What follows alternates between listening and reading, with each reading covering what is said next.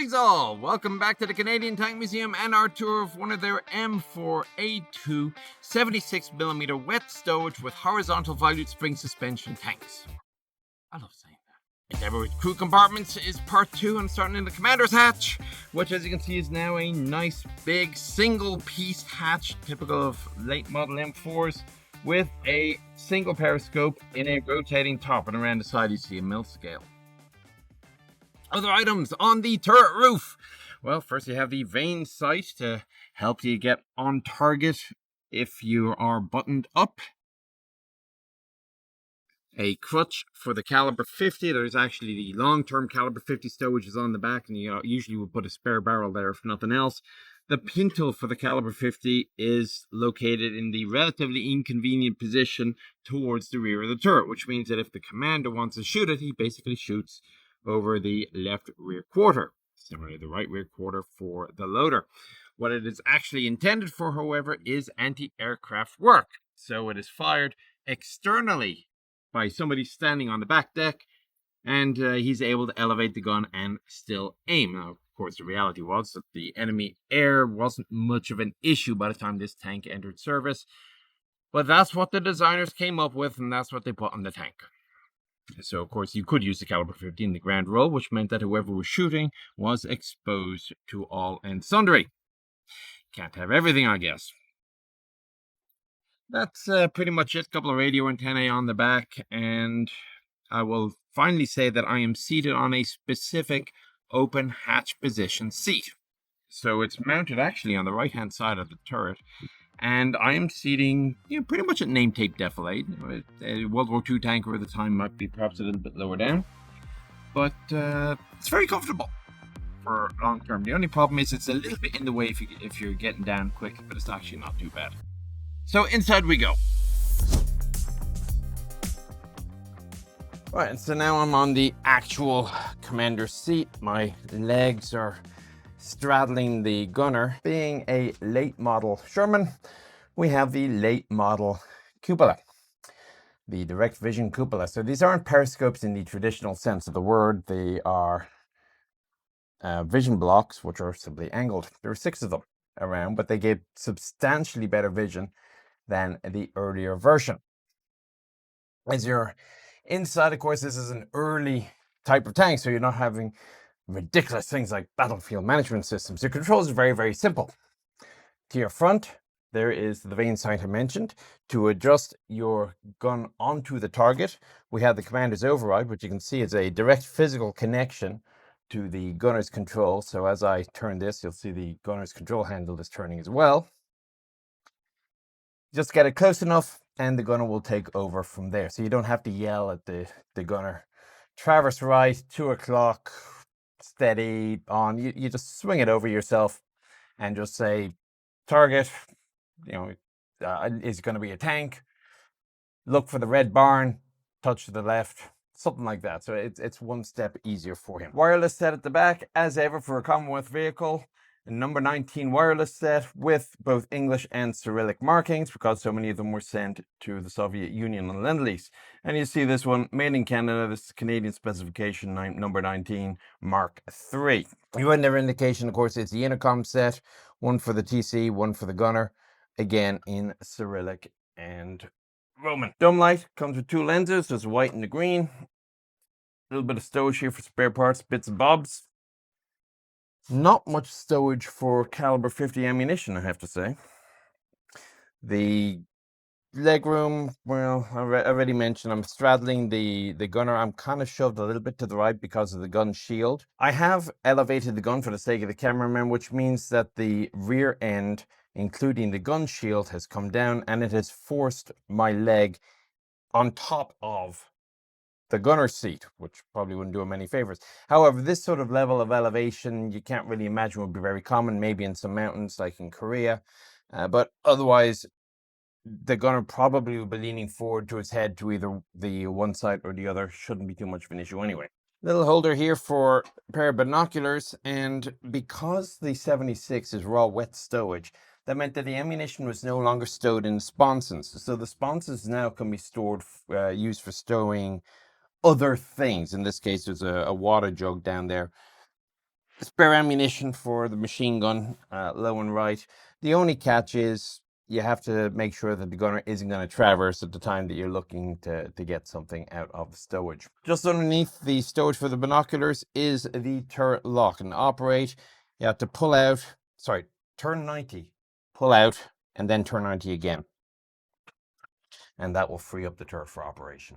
Okay, the complicated part, the gunner's seat. Now, first thing I'll say is that it's not comfortable. I know. It's rare for me to say that about an American tank, but it's not. I just don't have the leg room. So what I've done right now is both my legs are to the left of the control handle. And it's kind of okay because there's actually nothing under the gun and the recoiling parts don't interfere with your legs.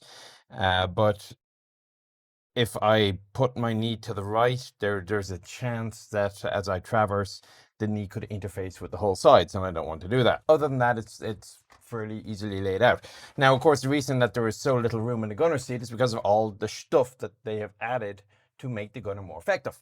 Okay, might as well start from the top and work my way down. So first is the primary sight, the M4A2. This is a combination sight, so with you can either use your left eye and just close your right and you're looking through the unity sight, or you just move your head over. And the unity sight, 1:1 magnification, your best view of the battlefield. Because it's in a periscope, you can observe the battlefield while the tank is still in a hidden position.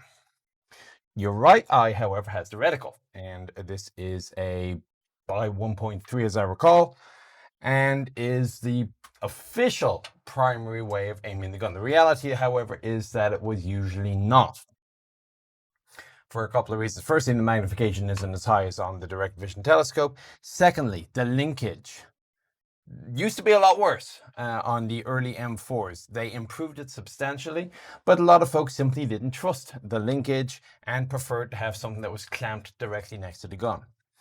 Now, your third issue is because your sight is up here and your gun is down there, you might have an issue of driving forward, not clearing the gun tube, although you can see your target, the gun tube can't, and you end up putting around into the berm or the hillside or the wall or whatever it is that you're taking cover behind.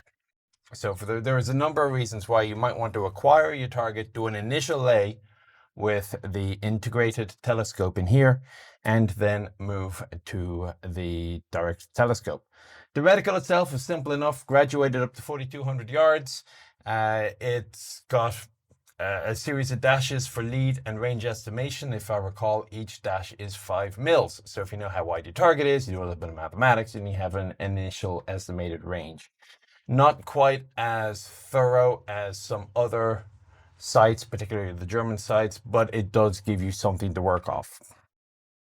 Moving down, stabilizer controls. So you can set the recoil level and you can set the stiffness of the elevator, correction of the elevation.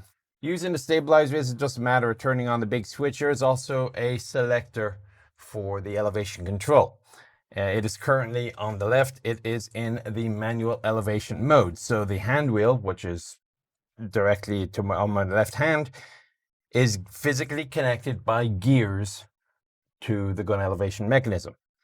By flipping it to stabilizer power mode, the gun is no longer physically connected to the elevation handwheel. The elevation handwheel now creates electrical impulses as a stabilizer system to elevate or depress the gun accordingly. Traverse, well, there's two ways, as I say. First is the power traverse with the main handle, and then there is the manual traverse on the right. Don't forget to undo the turret lock. It took me a moment to. Big hydraulic mechanism here, very well regarded, very accurate, very precise. It does take up a lot of room in the turret. Going down, foot triggers.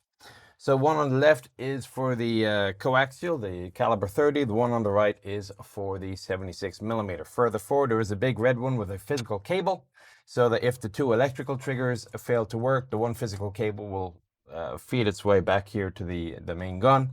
And for the coaxial, well, just tell the loader to pull the trigger when ready. Main gun.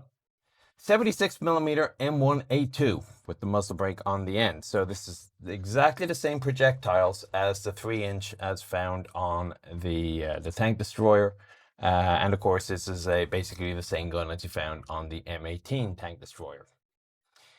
It was categorized as a high velocity weapon, not as high velocity as those on some vehicles like Panther or on Firefly. But it did the job to a very large extent, especially when they finally decided to make HVAF. which is a long story. But basically, your basic round on this was APCBC, and that was plenty good enough to knock out anything short of a Panther or a Jagdpanther or a King Tiger, Jagdtiger. The HE round wasn't quite as good as that of the 75mm. Because this is a high velocity cannon, it wasn't a low velocity HE round, and indeed the reticle for the two sights do not distinguish between AP and HE. So because of the velocity and the spin, you had to have a thicker wall, which meant you had less HE filler. You had a smaller bang at the other end. White phosphorus didn't come for this, at least certainly not in World War II.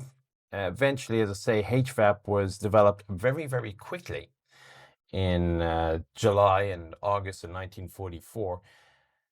That's a long story. You can say if there was a single failure of anticipation in the US Army, it was the fact that they decided not to do the development of HVAP ahead of time. They just said, hey, I'm sure if we find out we'll need it, then we'll develop it. Well, come June, July 1944, they decided they needed it and then had to develop it. Very quick, very successful program, but the problem was that with the delay in production, because they had better things to do with the tungsten, a lot of tanks did not get that HVAP ammunition until fairly late in the war. Fortunately, enemy armor that required it was also pretty hard to find.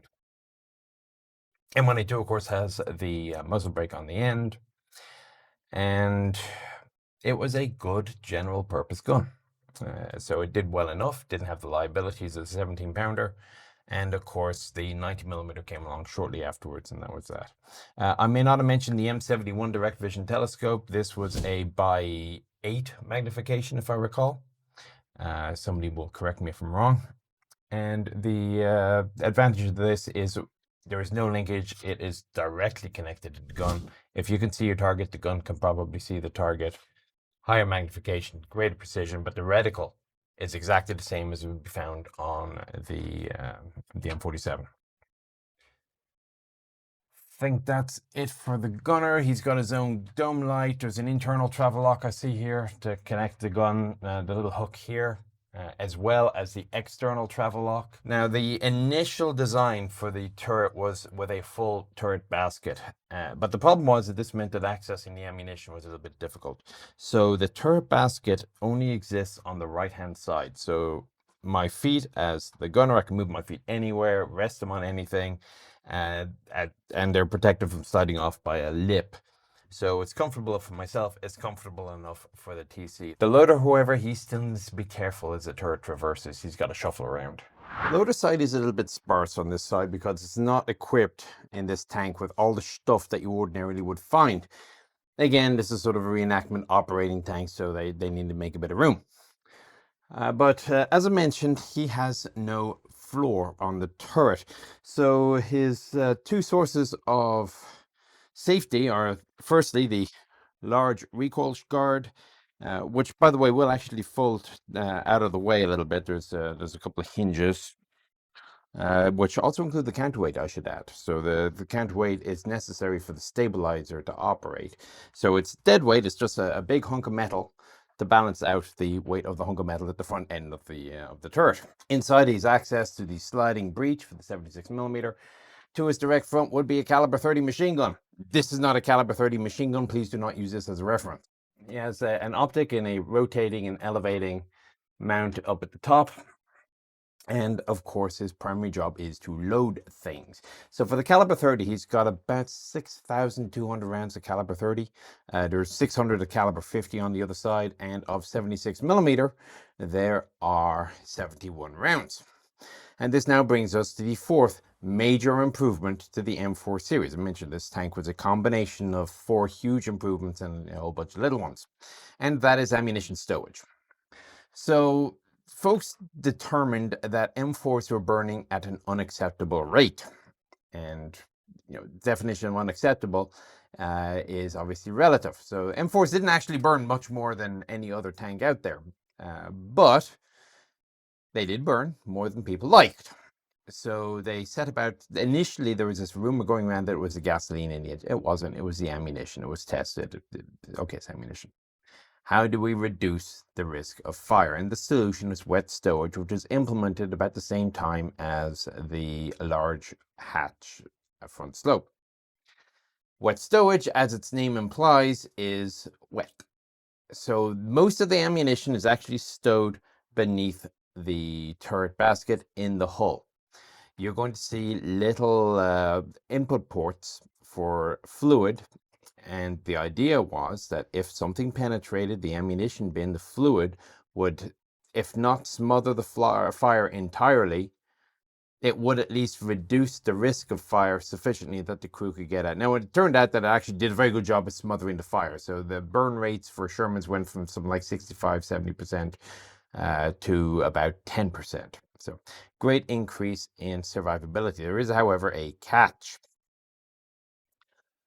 Without a turret basket and with all the ammunition in the hull floor, it's a little inconvenient to quickly and easily get at the ammunition, especially if the turret is traversing. So to help fix that, there is a 6-round ready rack on the turret floor, mainly on the basket side, which rotates with the turret. So no matter what angle the turret is at, the loader can reach down behind this door. There are 6 rounds, and of course you have to figure out what 6 rounds you want. Maybe one HVAP, 2 AP, 3 HE, something like that. Grab the round, out, around, and up. So not as fast as on a 75mm tank. But that was the price that they had to pay in order to get the ammunition safety. Once you fired off a couple of rounds, any opportunity you had, a pause in the fighting, you will then lift up the panels on the whole floor. This would allow you to access the ammunition that you could then pull out and place into the ready rack. Close the whole floor, you're good to start spinning around again. Pistol port over his left shoulder. It was actually deleted for a while in M4s, and then due to popular demand from the customers, they decided to put them back in again. I'll just mention there is a turret extractor fan as well as around the dome light. And Little Joe, that's the other thing, is back behind me on the left. It's mounted in the hull, so it's on the left as the turret is pointing forward. That is your auxiliary motor to power the tank without running the diesels. Before getting started on the driver's seat, I'll just quickly mention the bow gunner. It is purely a bow gunner position. He does not have any auxiliary driver controls, and if he's not in a command tank, he doesn't have a radio to play with either. So to his front is a ball mount caliber 30 machine gun. No optics, it's just a periscope to the front, no reticles, more to the point, and follow my tracer. Now, the bow gun was somewhat controversial. The engineers wanted to delete it, and especially by the time you get to the M26, use the space for ammunition. It was also a weak point in the armor. But the users, particularly in the ETO in Japan, the Pacific Theater, they were very, very happy with the bow gun, and they flat refused to allow it to be deleted. A couple of reasons.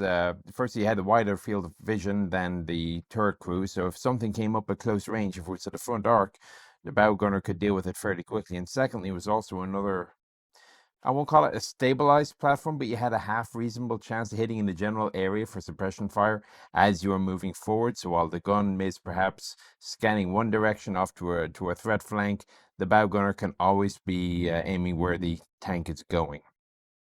So the bow gun hung around for a little while yet. And the last place is going to be the driver's hole. Now I am on a seat which does adjust forwards and backwards with a lever on the left, and on the right I may adjust up or down. And as with many Shermans, this is not an uncomfortable place to be at all. Now, I am of course in the lower position. Now if the hatch was not seized, because it's again an operating tank, you usually have your head up. The hatch will come down and there will be another of these optics in the hatch directly in front of me. You can even rotate left or right. Should that get shot out and you don't have time to replace it, that's why there's a second one right next to it. To the right, I have a blower fan for ventilation. Additional stowage. The gearbox is on the right. It's a 5-speed manual. Controls moving right to left. We have the hand throttle. There's a lock for the hand throttle. Clutch disconnect. So should an engine go out, pull on this, it disconnects the clutch. It's a little bit easier than, let's say, on the chassis. and definitely easier than on the Stuarts, the M5s. Cold weather starting system, so it's per engine, and then you have some ether primers. Moving left to the actual driver's controls themselves, with the accelerators on the right, the clutch, which has a lot of traverse, but actually isn't too heavy, is on the left, and of course your brakes and steering tillers are center there. They have ratchet stops if you have the parking brake engaged. Disengage with your foot. The springs will flip out of the way, and then it's your just typical steering, as you can imagine, for World War II track. Control panel left hand side. Now you'll note that although there are 2 engines and 2 cooling systems and 2 tanks, you don't have as many gauges as you might expect. In fact, the only one that is duplicated are your tacks. One for your left engine, one for your right engine. But for the others, there are selectors. So fuel, you want to see which fuel gauge you're looking at. You have this toggle here, same for the temperature gauge. Speedo optimistically, of course, goes up to 60. In actuality, you're doing well if you're braking 30. And a couple of warning lights, panel lights, and of course your main lights. To go to the blackout drive, blackout marker. To go to the right, you have to push down to release the latch, just in case you accidentally hit it in a tactical environment. You don't want your white lights going on. But as soon as you go back to center, it pops out and you're locked in again. Master power is located to the left, so there's 2 for different systems. The main tank is a 24 volt system. The radios run on a 12 volt, and underneath you have as the jump start option. Dome light over the top left, and 2 pulls on fire extinguishers. Right, so next thing to do is to start the engine.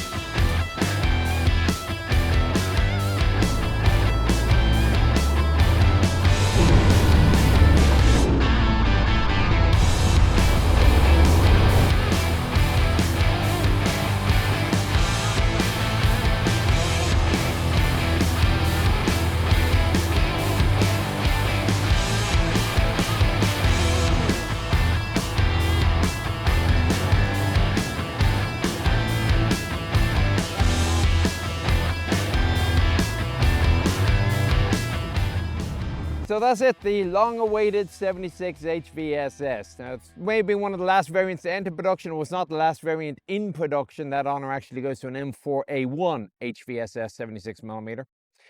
However, because they were for export, and because frankly the diesels were so rugged, reliable, and most militaries converted to diesel as their standard fuel, they hung around for quite a while. So Canada, for example, purchased 300 of them, of which, of course, this is one. They hung around in service until 1973 on the rolls of reserve units.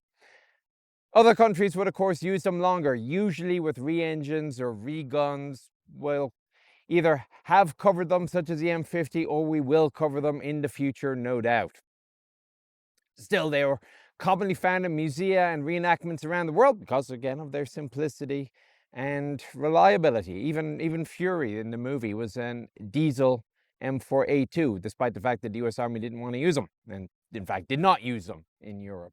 So there you go, it is effectively the ultimate World War II Sherman. Now in the Korean War, of course, the 76 HVSS did continue to do valiant service, but not the diesels. Even the Canadians, when they went overseas, they took American A3s on lease simply for logistical compatibility purposes. But it's iconic, and frankly, it's one of my favorites. Hope you found it all interesting and informative. Take care, I'll talk to you on the next one.